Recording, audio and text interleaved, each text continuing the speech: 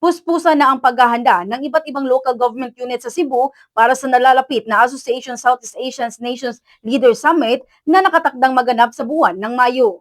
Inaasahang bibigyang pansin ng iba't ibang lokal na pamahalaan ang maayos, presentable at ligtas na pagdaan ng mga delegado na lalahok sa kaganapan. Kabilang sa mga paghahandang ginawa ng pamalang lungsod ng Cebu ay ang paglilinis ng mga daanan para sa mga turistang maaaring bumisita sa lungsod sa kasagsagan ng summit. Ito ang ibinahagi ni Mayor Nestor Archival na ilan sa mga lugar na lilinisin ng lungsod ay ang South Road Properties, Siselex at ang mga lugar na pangturista na maaaring bisitahin ng mga delegado. Lilinisin din ng lungsod ang bahagi ng Pasil na isa sa mga kahilingan ni Cebu Governor Pamela Baricuatro lalo na at binatikos ito. More or less backup lang. But in any case, if there are plans of the delegates to go to Cebu City, it will pass through actually CCLEX. We have coordination with CCLEX. We are going to make it very clean and going to SRP.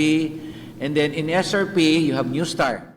Kaugnay nito, sinabi rin ng head ng City Disaster Risk Reduction and Management Office sa Lapu-Lapu City na isa sa kanilang mga paghahanda ay ang pagtiyak ng maayos at mahigpit na seguridad kabilang ang paghahanda sa mga residente kung sakaling magkaroon man ng emergency sa panahon ng summit. Binigyang diin din ni Cebu Governor Pamela Baricuatro na upang maging maayos ang takbo ng kaganapan, dapat mayroong curfew para sa mga minor de edad.